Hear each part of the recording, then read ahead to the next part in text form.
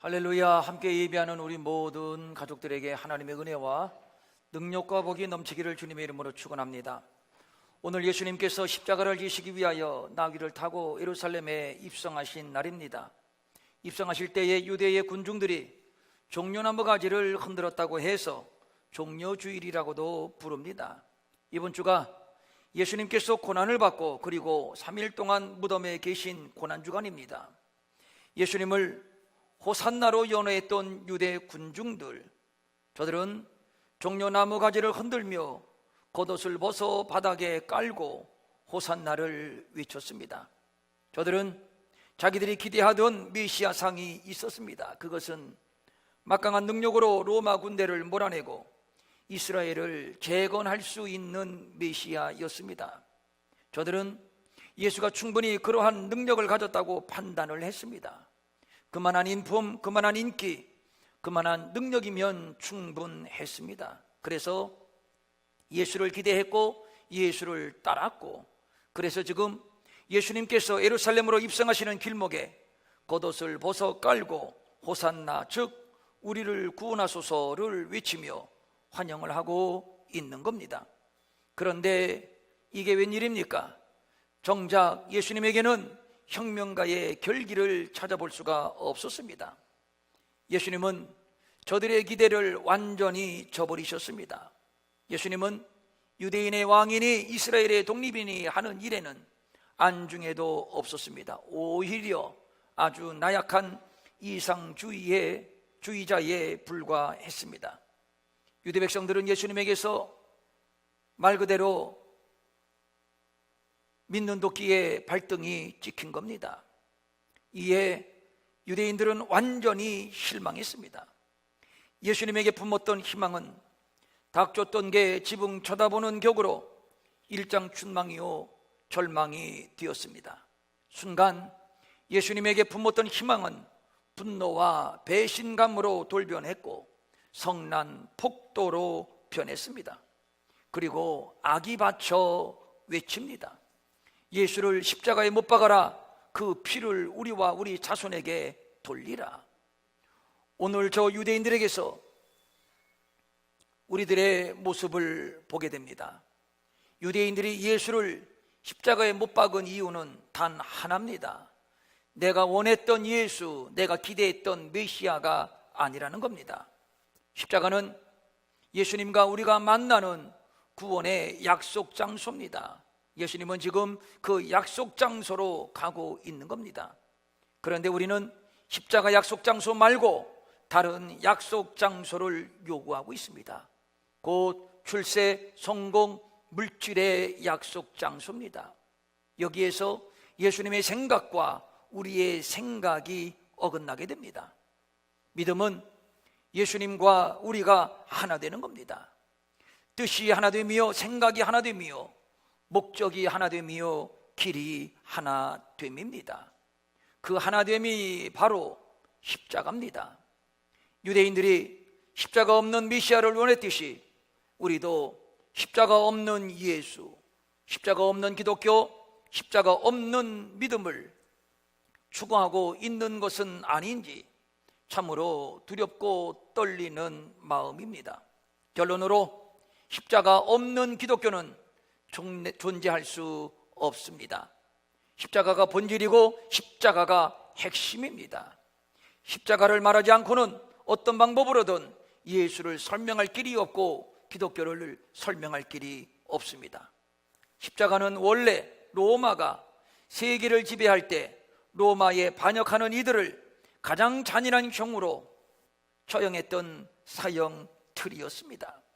이 십자가의 형이 얼마나 잔인한 형이었는지 더 이상 존속시키지 못하고 315년에 폐지할 정도였습니다. 그러니까 예수님의 죽음은 인간의 죽음 가운데 가장 잔인한 죽음이요, 가장 비참한 죽음이요, 가장 처참한 죽음이었던 겁니다. 인격과 식견이 뛰어나고 덕망이 높은 인물을 성인이라고 합니다. 그런데 예수님이 우리의 구주가 되신 것은 그의 인격, 그의 덕망, 그의 식견 때문이 아니라 곧 그의 죽음 때문입니다. 로마서 1장 4절입니다. 성결의 영으로는 죽은 자들 가운데서 부활하사 능력으로 하나님의 아들로 선포되셨으니 곧 우리 주 예수 그리스도시니라. 그러니까 죽음과 부활을 통해서 예수가 하나님의 아들이요 메시아가 되었다는 것을 말하고 있는 것이지요. 그러면 십자가가 무엇입니까? 오늘 본문 18절은 이렇게 말씀하고 있습니다. 십자가의 도가 멸망하는 자들에게는 미련한 것이요 구원을 받는 우리에게는 하나님의 능력이라. 여기에서 십자가의 도라고 하는 말은 그 십자가의 말씀이라는 뜻입니다. 이 말씀을 이해하려면 전 구절, 그러니까 17절의 말씀을 먼저 살펴야 할 겁니다. 17절에 이런 말씀이 있습니다. 그리스도께서 나를 보내심은 세례를 베풀게 하려 하심이 아니요 오직 복음을 전하게 하려 하심이로되, 복음을 전하게 하려 하심이로되 말의 지혜로 하지 아니함은 그리스도의 십자가가 헛되지 않게 하려 함이라. 그리고 곧바로 본문 18절로 넘어오는데, 십자가의 도가 멸망하는 자들에게는 미련한 것이요 구원을 받는 우리에게는 하나님의 능력이라. 먼저 복음은 말의 지혜로 전하는 것이 아니다라는 말씀을 주목합니다.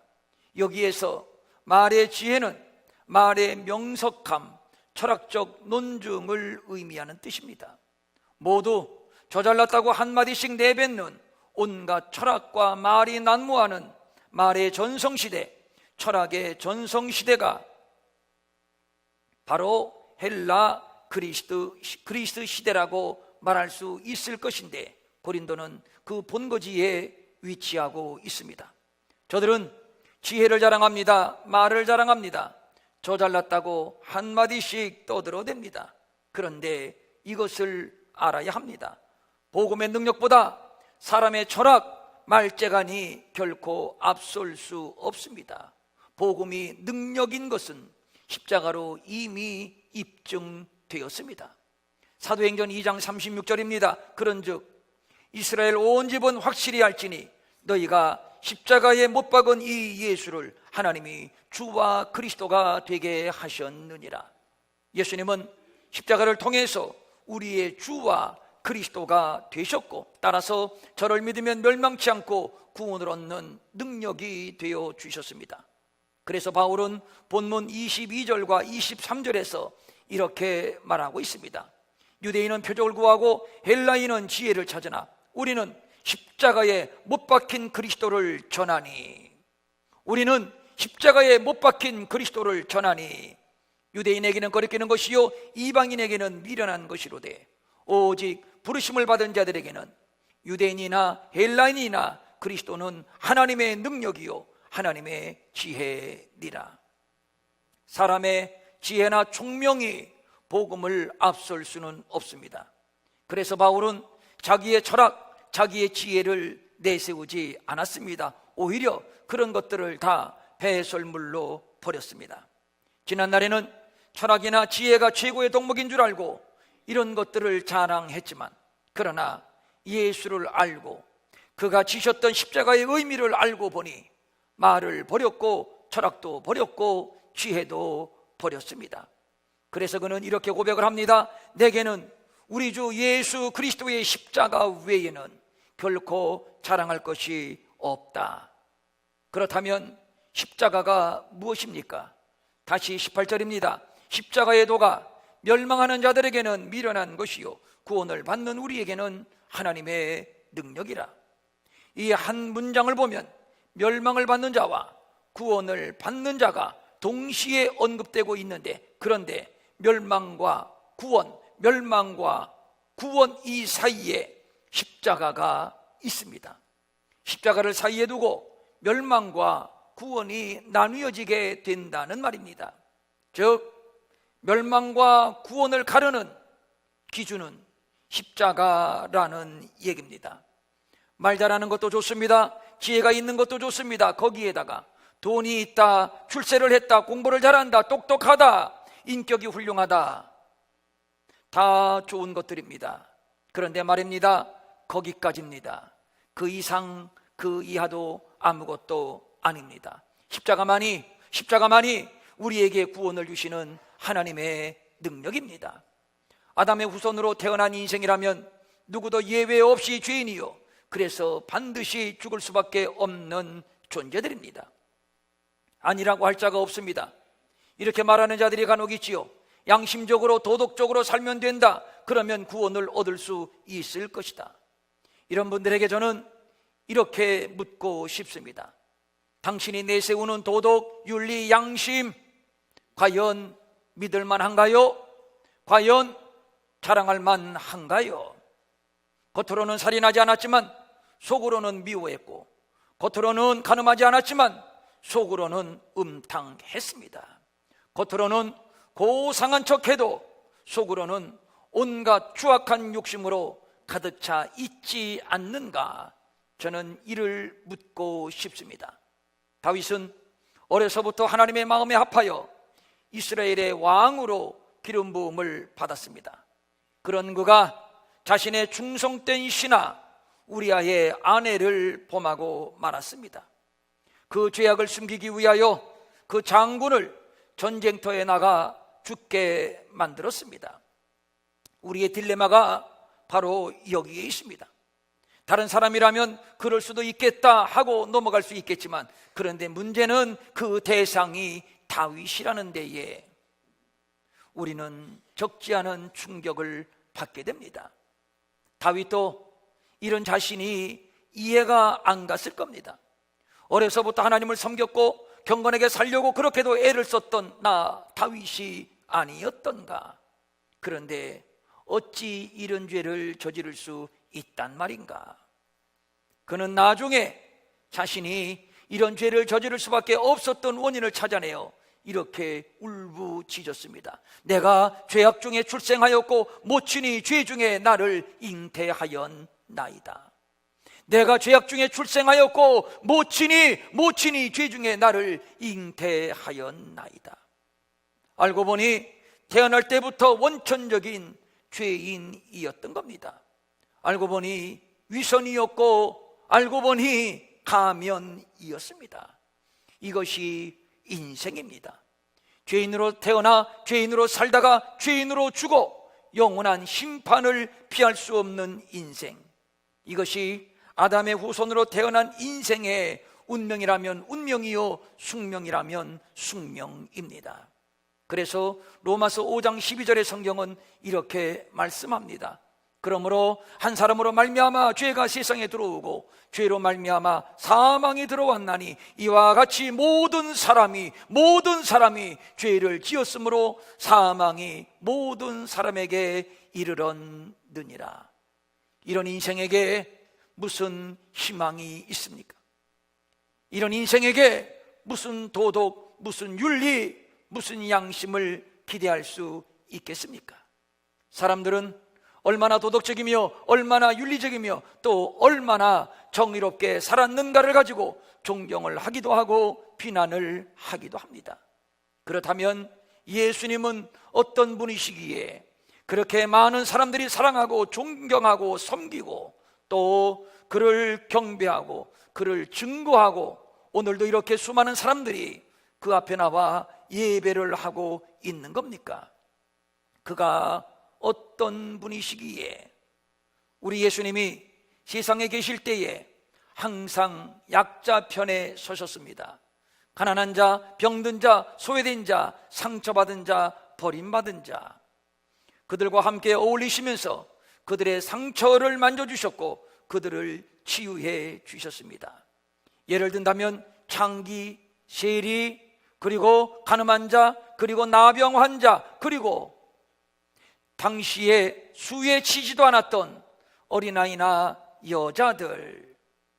그래서 예수님께서 하시는 말씀이 이것이었습니다. 나는 의인을 부르러 온 것이 아니라 죄인을 부르러 왔노라. 맞습니다. 예수님은 이렇게 사회적인 약자, 소외된 자들을 위해서 오셨습니다. 그들과 함께 어울리셨고 그들의 소원을 들어주셨습니다. 따라서 예수님의 삶은 위대한 삶입니다. 그래서 사람들은 예수님을 존경할 만한 위대한 스승 정도로 이해하고 있습니다. 그러나 이 사실 알아야 합니다. 성경에서 말하는 예수님의 위대함은 그의 삶이 이와 같이 위대하기 때문이 아니라 바로 그의 죽음 때문입니다. 세상 사람들은 예수님의 삶에 초점을 맞추어서 세계 4대 성인 가운데 한 사람이라고 부르지만, 그러나 성경은 예수님의 위대하심이 그의 삶에 있는 것이 아니라 그의 죽음에 있다고 증언하고 있는 바, 그래서 본문 23절은 이렇게 선언하고 있습니다. 우리는 십자가에 못 박힌 그리스도를 전한다. 도덕적인 예수, 윤리적인 예수, 또 정의로운 예수가 아닙니다. 십자가에 못 박힌 예수 그리스도입니다. 병든 자를 고치신 예수, 배고픈 사람들을 먹이신 예수, 무리를 걸으신 예수, 제자들의 발을 씻기신 예수가 아니라 십자가에 못 박힌 예수입니다. 왜 그렇습니까? 십자가는 자기 백성을 죄에서 구원하는 오직 유일한 능력이요, 오직 유일한 구원의 방편이기 때문입니다. 다시 말씀드립니다. 병든 자를 고치고 물 위를 걸으시고 그리고 배고픈 자를 먹이셨지만, 그러나 그러한 능력이 우리를 구원하는 것이 아닙니다. 우리를 구원하는 오직 유일한 능력은 오직 그의 십자가입니다. 그래서 십자가의 도라고 말을 하는 겁니다. 다시 18절입니다. 십자가의 도가 멸망하는 자들에게는 미련한 것이요 구원을 받는 우리에게는 하나님의 능력이라. 성경 원문을 보면 십자가 앞에 정관사가 있습니다. 그 십자가의 도입니다. 그 십자가의 도.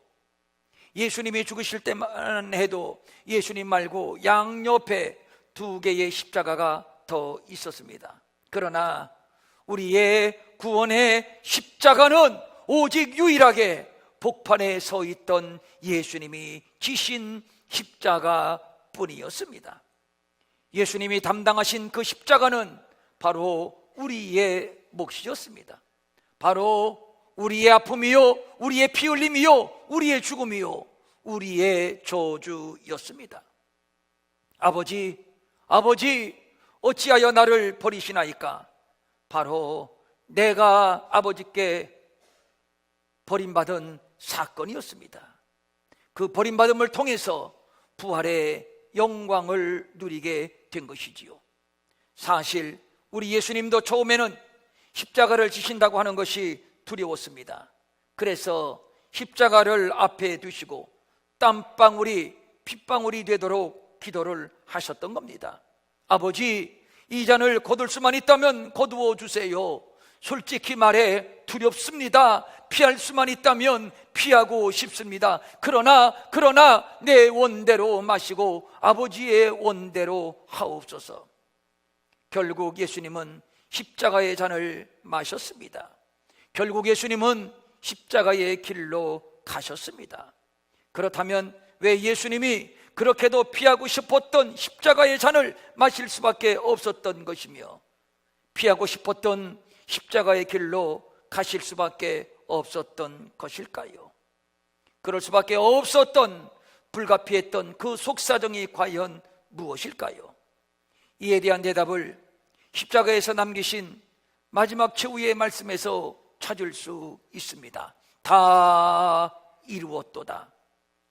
이 말씀에 살을 좀 붙여서 응용을 한다면 이럴 겁니다. 나는 죄인을 구원하기 위하여 십자가를 지라는 아버지의 뜻을 따라 십자가를 졌고 이렇게 죽는다. 이렇게 해서 자기 백성을 죄에서 구원하려고 하는 아버지의 뜻을 나는 다 이루었다. 바로 나를, 바로 너를, 바로 우리 모두를 구원하시려는 아버지의 뜻을 다 이루었다. 그래서 베드로전서 2장 24절입니다. 친히 나무에 달려 그 몸으로 우리 죄를 담당하셨으니 이는 우리로 죄에 대하여 죽고 의에 대하여 살게 하려 하심이라. 그가 채찍에 맞음으로 나음을 얻었나니.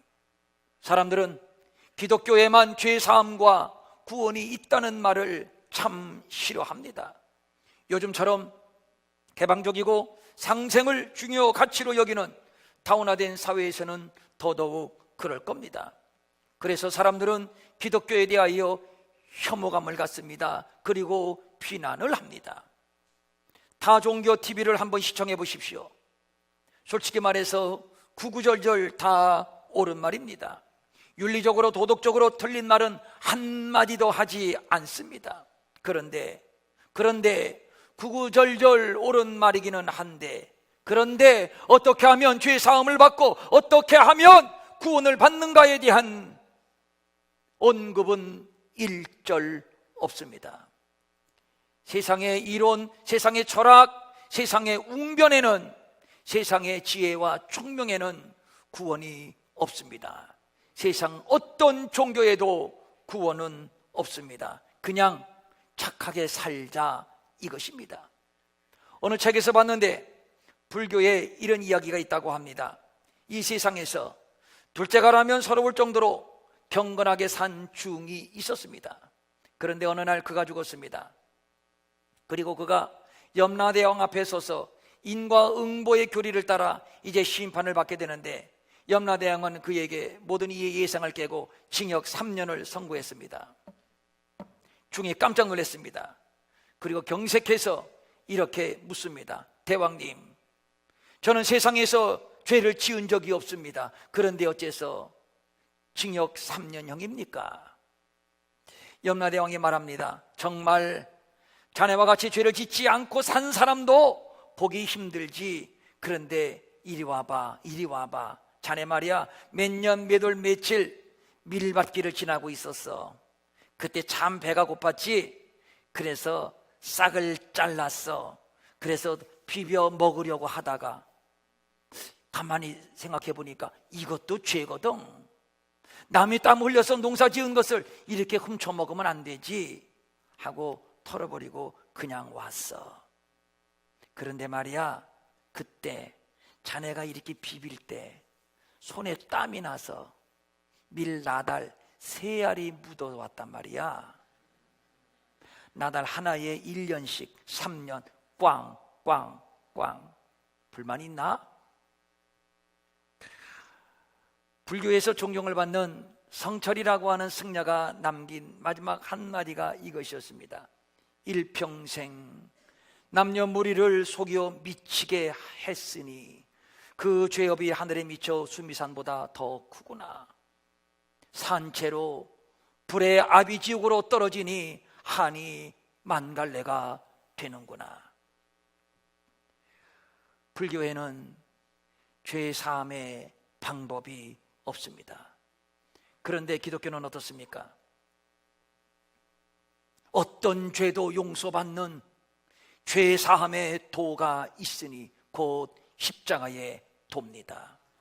이 십자가의 도는 하나님의 절묘한 지혜입니다. 죄로 인해서 참혹한 저주의 인생인 우리의 죄를 대신 짊어지시고 참혹한 저주의 상징인 십자가를 지고 우리 대신 죽으셨으니 절묘한 하나님의 지혜라고 밖에는 달리 할 말이 없습니다. 그래서 우리 예수님의 죽음을 대속적 죽음이라고 하는 것이지요. 당신의 죄 때문에 죽은 것이 아니라 우리의 죄를 대신 담당하여 우리 대신 죽었으니 그 길이 십자가의 길이요 그 형이 십자가의 형입니다. 그러면 왜 굳이 십자가였나요? 이 방법밖에 없었기 때문입니다. 하나님의 지혜입니다. 누구든지 이 십자가의 대속의 은혜를 깨닫고 이 십자가 앞에 나와 그렇군요, 예수님이 내 죄를 대신 짊어지시고 나 대신 참혹한 죽음을 당하셨군요, 바로 나 때문이었군요, 믿고 고백하는 자마다 죄의 용서받고 멸망치 않고 영생을 얻는 자격을 얻게 되는 것이니, 그래서 십자가의 도가 멸망하는 자들에게는 미련한 것이요 구원을 받는 우리에게는 하나님의 능력이 되는 겁니다. 세상에서는 어떤 죄인가에 따라서 형량이 결정됩니다만, 그러나 십자가는 구별이 없습니다. 어떤 죄든 상관이 없습니다. 누구든지 어떤 죄든지 가지고 나오기만 하면 해결받을 수 있으니 우리 주님이 이미 십자가에서 해결하셨기 때문입니다. 그러므로 십자가는 모든 믿는 자에게 구원이 되는 하나님의 능력이 되는 겁니다.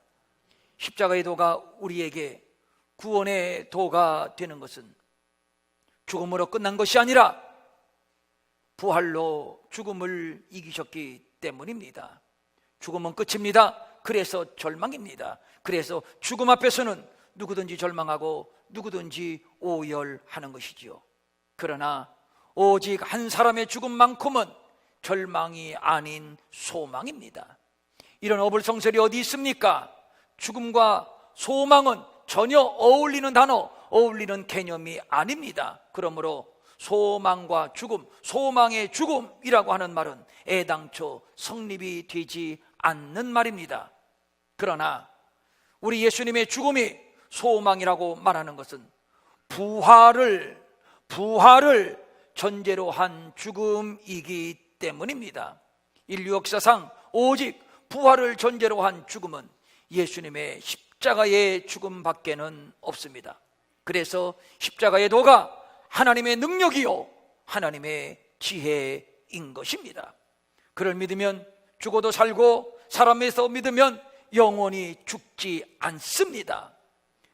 주님이 부활하셨기 때문입니다. 이만하면 능력이 아닌가요? 이만하면 소망이 아닌가요?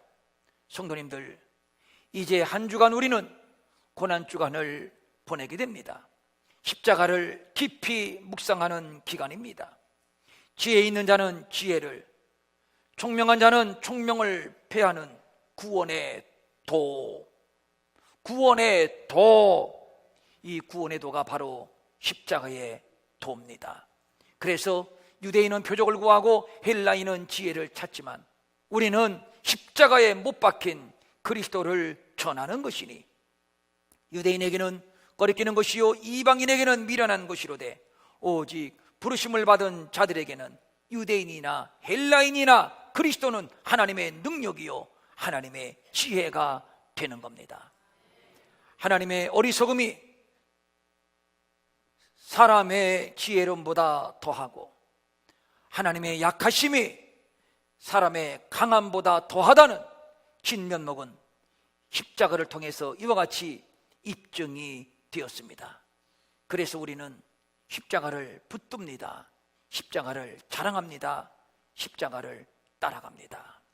오늘도 이 십자가의 능력으로 채워지고 이 십자가의 능력으로 덧입혀져서 세상의 온갖 죄의 유혹과 맞서 승리하며 예수님이 승리하신 것처럼 우리도 승리하고 부활의 영광에 참여하는 복된 우리 모든 성도들 되시기를 주님의 이름으로 축원합니다.